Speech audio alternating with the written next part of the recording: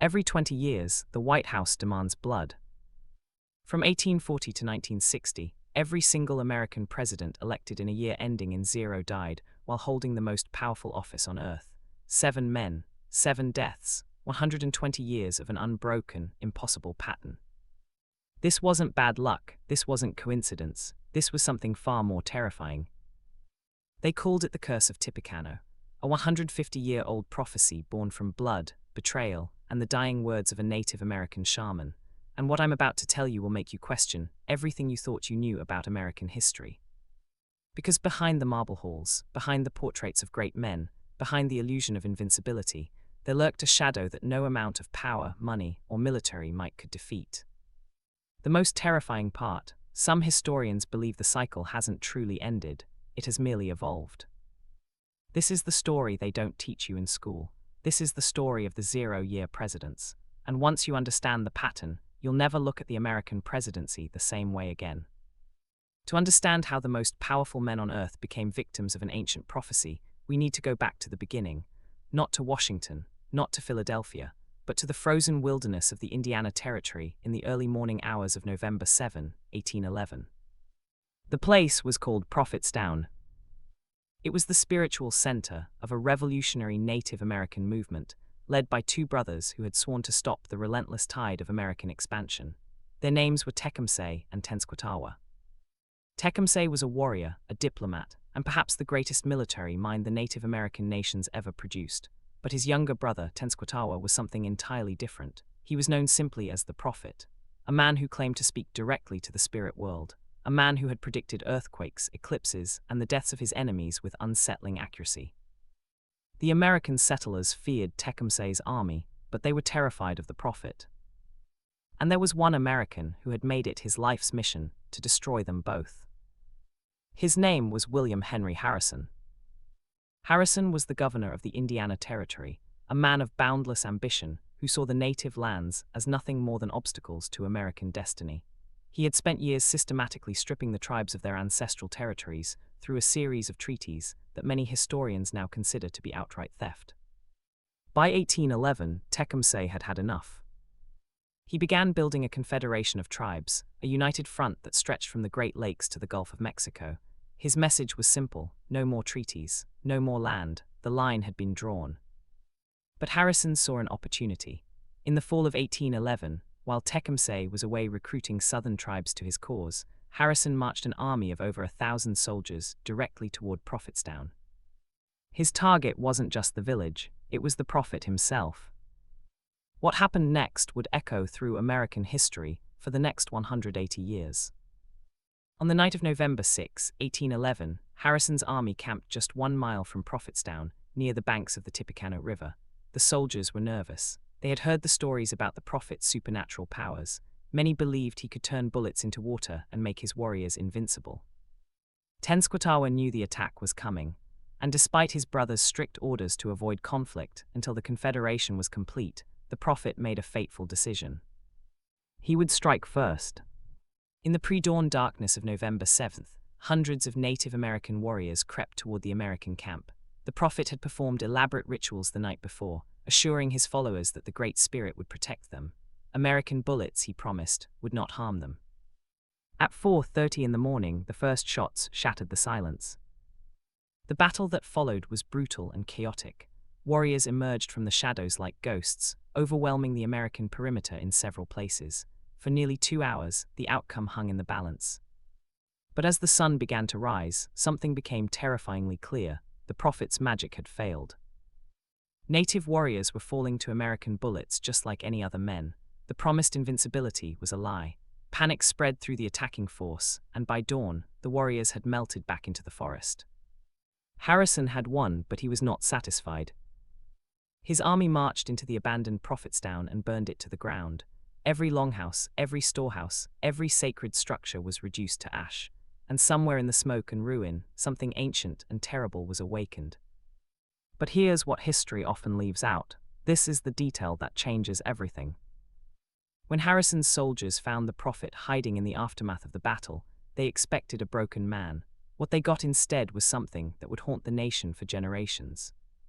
According to accounts passed down through the Shawnee oral tradition, the prophet rose to his feet, pointed directly at William Henry Harrison, and spoke words that would seal the fates of 7 future presidents. The exact wording varies depending on the source, but the meaning was always the same. Harrison may have won this battle, but he would never enjoy the fruits of his victory, and every leader who followed him, elected in a year of the Great Death, would share his fate. The Great Spirit would have its revenge, not once, not twice, but for as long as the American nation would stand. Harrison laughed it off. His soldiers dismissed it as the ravings of a defeated man. They shouldn't have. 29 years passed. William Henry Harrison had leveraged his victory at Tippecanoe into a political career. The battle had made him a national hero, and he wore his nickname Old Tippecanoe like a badge of honor. His campaign slogan, Tippecanoe and Tyler too, became one of the most famous in American political history.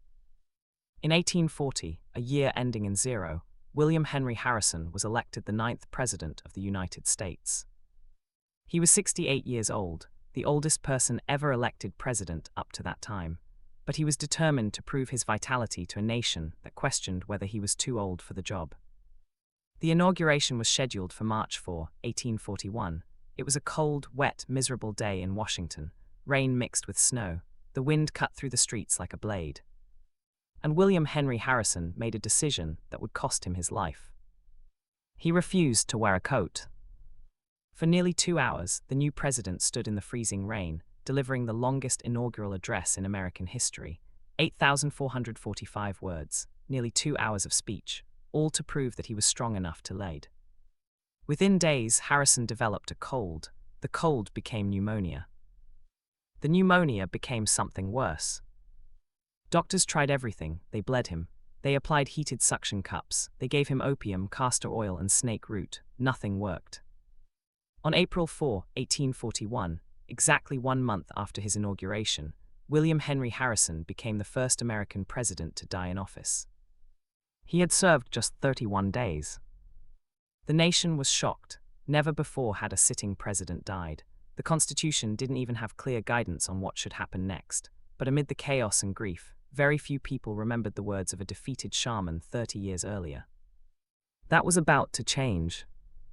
The year was 1860, another year ending in 0, another presidential election. The nation was tearing itself apart over the question of slavery. 7 southern states had already announced their intention to secede if the Republican candidate won the election. That candidate was a tall, gaunt lawyer from Illinois named Abraham Lincoln. Lincoln won the election with less than 40% of the popular vote, the lowest margin in American history. Before he even took office, the Confederacy had been formed. The nation was sliding toward civil war.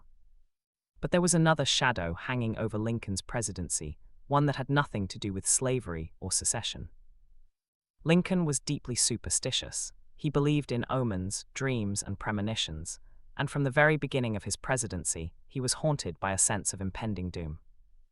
Just days before his first inauguration, Lincoln had a dream that would haunt him until his death. He described it to his closest friends, and the details are chilling. In the dream, Lincoln found himself wandering through the White House late at night. The rooms were empty, but he could hear the sounds of weeping coming from somewhere deep within the building. He followed the sound until he reached the East Room. There, surrounded by soldiers and mourners, was a corpse lying on a platform, its face covered. "Who is dead in the White House?" Lincoln asked one of the soldiers. "The president," came the reply. "He was killed by an assassin." Lincoln woke up in a cold sweat, and for the next 4 years, he never forgot that dream. The Civil War consumed Lincoln's presidency. Over 600,000 Americans would die in the bloodiest conflict in the nation's history. Lincoln aged decades in just 4 years, the weight of the war etched into every line on his face. But he survived. Against all odds, he guided the nation through its darkest hour and emerged victorious. The Confederacy surrendered in April 1865. The Union was preserved. And then on April 14, 1865, Abraham Lincoln went to the theater. Ford's Theater was packed that night for a performance of Our American Cousin. Lincoln sat in the presidential box with his wife Mary. He was tired but finally at peace. The war was over. The nation would heal. At approximately 10:15 p.m., a man named John Wilkes Booth slipped into the presidential box, pressed a small pistol against the back of Lincoln's head, and pulled the trigger. The president who had survived the bloodiest war in American history died the next morning without ever regaining consciousness. He was the second president elected in a 0 year to die in office, the second victim of the Tippecanoe curse. But the nation still didn't see the pattern. It would take 2 more deaths before people began to connect the dots. 1880, another 0 year, another election. James A. Garfield was a Civil War hero, a scholar, and a rising star in the Republican Party. He won the presidency in one of the closest elections in American history, defeating the Democratic candidate by fewer than 10,000 popular votes. Garfield was ambitious and energetic. He had big plans for his administration: civil service reform, economic modernization, healing the remaining wounds of the Civil War. He would never get the chance to implement any of them.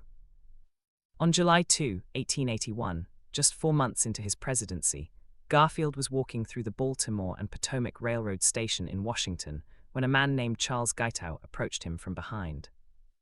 Guiteau was a disappointed office seeker, a mentally unstable man who believed he deserved a government position for his minor contributions to Garfield's campaign. When he was repeatedly rejected, something inside him snapped. He pulled a revolver and shot the president twice. Garfield didn't die immediately. That would have been a mercy. Instead, he lingered for 80 agonizing days as doctors tried desperately to save him.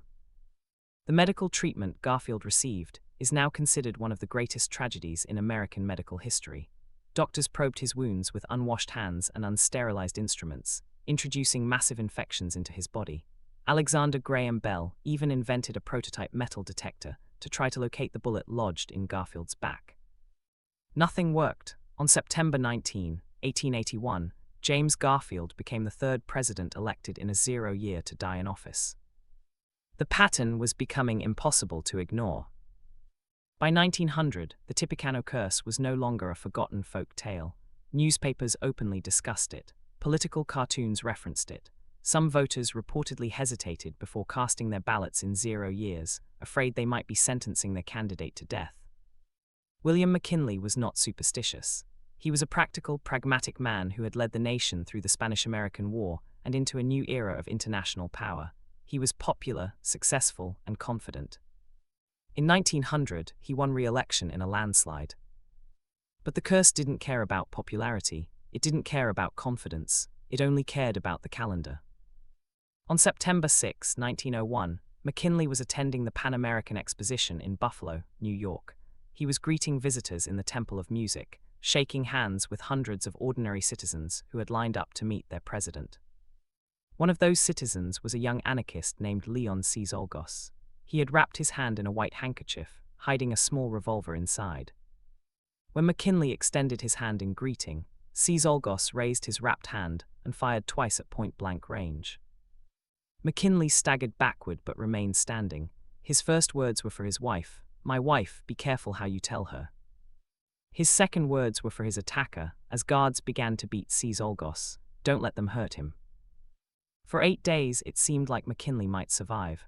Doctors were optimistic. The president was recovering his strength. The nation began to breathe a sigh of relief.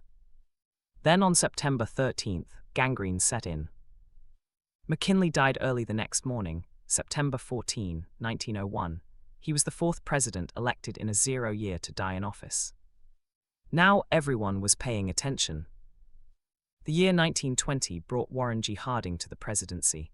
Harding knew about the curse. Everyone did by now, but he was a likable, easygoing man who preferred not to dwell on dark possibilities. He should have dwelled. Harding's presidency was plagued by scandal. His administration became synonymous with corruption, from the Teapot Dome scandal to numerous other abuses of power. Harding was not personally corrupt, but he was a terrible judge of character, and the friends he appointed to high office systematically betrayed his trust. By 1923, the stress was crushing him. Harding knew the scandals were about to become public. He knew his legacy would be destroyed. Some historians believe the pressure was literally killing him. In the summer of 1923, Harding embarked on a cross-country trip he called the Voyage of Understanding. He was trying to escape Washington, trying to rebuild his connection with the American people. On August 2, 1923, in a hotel room in San Francisco, Warren G. Harding suffered a sudden heart attack and died. He was 57 years old. Unlike his predecessors, Harding wasn't assassinated, but he was just as dead, and the pattern remained unbroken. 5 presidents, 50 years, 5 deaths. The nation began to truly fear the curse. Franklin Delano Roosevelt is widely considered one of the greatest presidents in American history. He led the nation through the Great Depression and World War II. He was elected 4 times, more than any other president before or since. But he made one fatal mistake. He was elected in 1940. By 1944, Roosevelt was a sick man. Years of stress, a lifetime of managing polio, and the crushing weight of leading the free world through the deadliest conflict in human history had taken their toll. His doctors knew he was dying. His closest advisors knew he was dying. But Roosevelt refused to step aside. There was too much work to do. The war had to be won. The post-war world had to be shaped. He won his 4th term in November 1944. By then, photographs showed a man who looked decades older than his 62 years. On April 12, 1945, Franklin Roosevelt was sitting for a portrait at his retreat in Warm Springs, Georgia. He complained of a terrible headache. Then he collapsed. He died later that afternoon from a massive cerebral hemorrhage. World War II was just weeks from ending. Roosevelt had led the nation through the entire conflict, only to die before seeing the final victory. And the curse had claimed its 6th victim. John Fitzgerald Kennedy was young, charismatic, and seemingly invincible.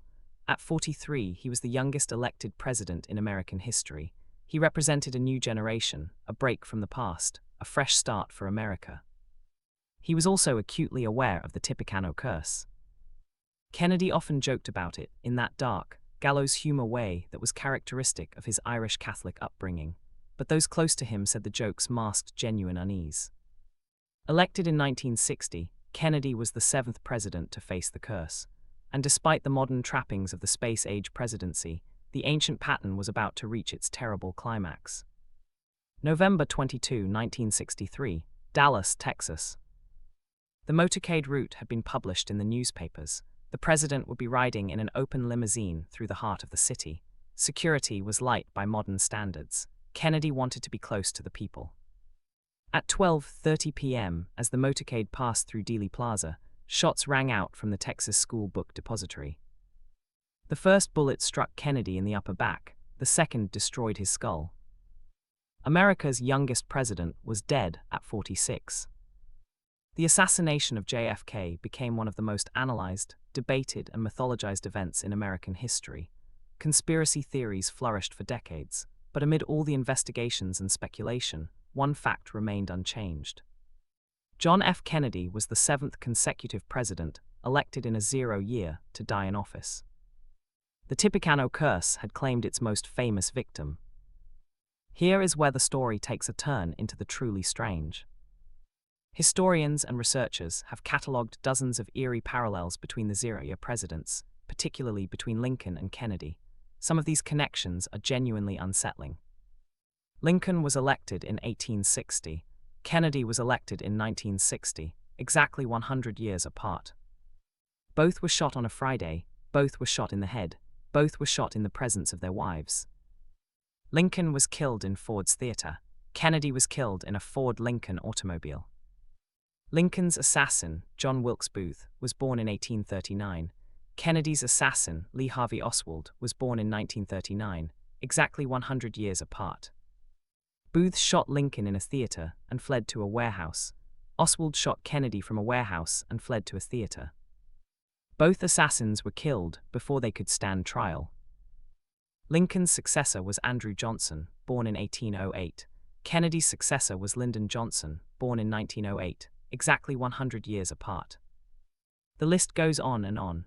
Skeptics dismiss these as coincidences, the result of cherry-picking data from 2 complex historical events. But for those who believe in the curse, these parallels are evidence of something supernatural at work.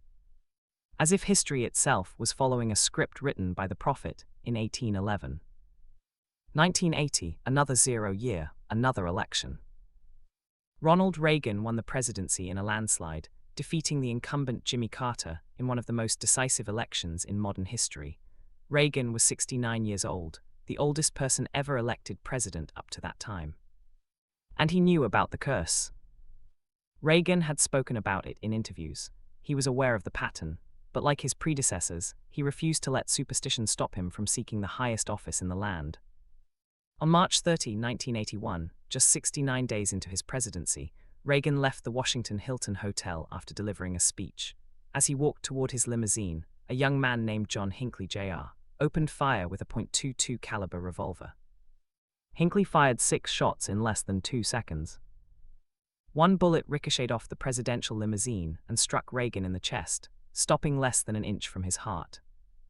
Secret Service agents threw the president into the limousine and rushed him to George Washington University Hospital. Reagan walked into the emergency room under his own power, but collapsed almost immediately. For the next several hours, his life hung in the balance. Doctors worked frantically to repair the damage. Reagan had lost nearly half his blood. But against all odds, Ronald Reagan survived. He was the first president elected in a 0 year since 1840 to not die in office. The curse, it seemed, had finally been broken. Reagan's survival sparked endless speculation. Was it simply good luck, modern medicine, the skill of his surgical team? Or was it something else? Some researchers have pointed to an interesting fact.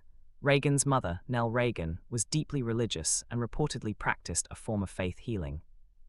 According to some accounts, she had prayed the curse away from her son during his childhood. Others note that Reagan's wife, Nancy, was famously devoted to astrology. She consulted astrologers regularly throughout Reagan's political career, allegedly using their guidance to plan the timing of important events.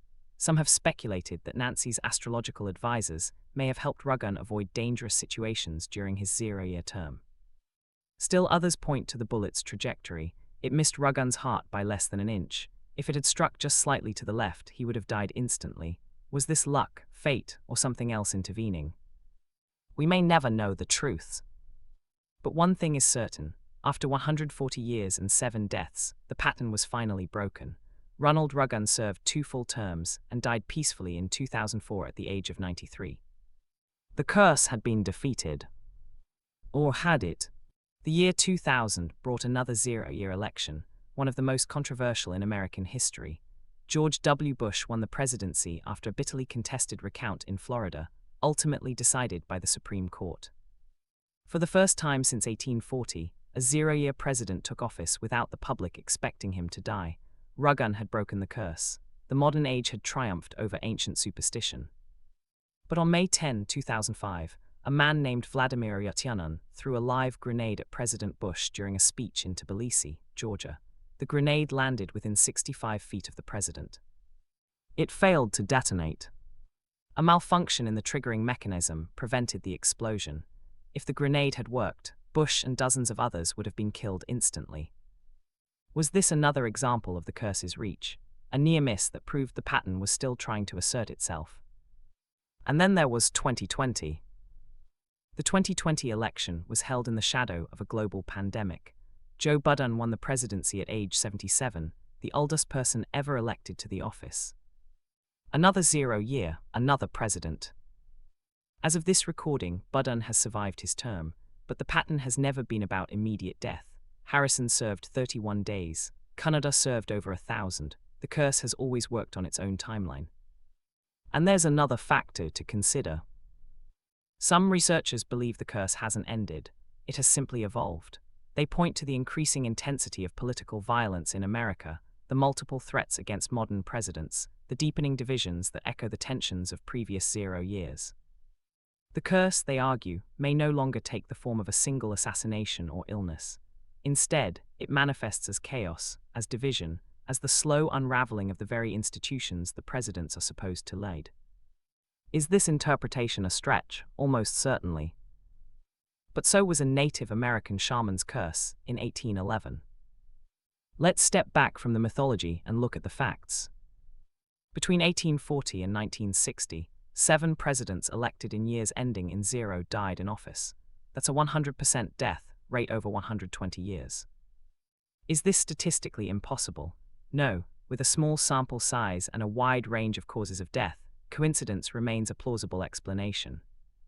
But here's what makes the Tippecanoe curse so enduring. It captures something true about American history. The presidency is a dangerous job.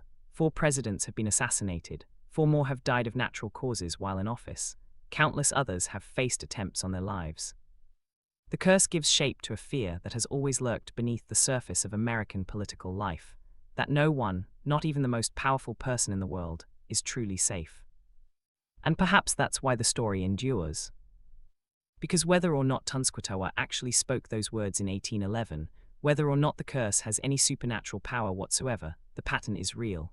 The deaths happened, the presidents are gone. And every 20 years, when the calendar rolls over to another 0, the question haunts the nation once more. Will this be the one who breaks the pattern for good? Or will the curse finally claim another victim? We started this story in the frozen wilderness of Indiana, with 2 brothers fighting against the destruction of their world. Tecumseh would die 2 years after Tippecanoe, killed at the Battle of the Thames. Tenskwatawa, the prophet, lived until 1836, dying in obscurity in Kansas. He never saw the first death. He never knew that William Henry Harrison would succumb just months after taking office. But his words, whether real or imagined, whether supernatural or simply prophetic, echoed through American history for generations. 7 presidents, 120 years, an unbroken chain of death. And then, somehow, it ended. Ronald Reagan survived, George W. Bush survived, the pattern was broken.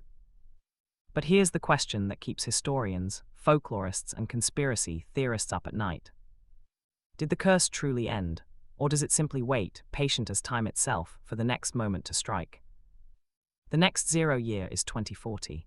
A new generation will vote for a new president, blissfully unaware of the ghosts that haunt the office they're seeking. Maybe nothing will happen, maybe the curse is truly dead. But somewhere in the shadows of history, in the echoes of a burned village and a shaman's final words, a pattern waits. And patterns, like curses, have a way of returning when you least expect them. Thank you for watching this deep dive into one of American history's most chilling mysteries. If this story captivated you, hit that subscribe button and ring the notification bell. We explore the dark corners of history every week, uncovering the stories they never taught you in school. In the comments below, tell me, do you believe in the Tippecanoe curse? Was it supernatural vengeance, statistical coincidence, or something in between?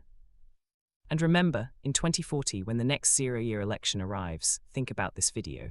Think about Harrison, Lincoln, Garfield, McKinley, Harding, Roosevelt, and Canada. 7 men who reached the highest peak of American power. 7 men who never made it down alive. The curse of Tippecanoe.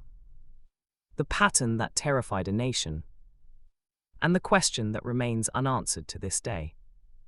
Who will be next?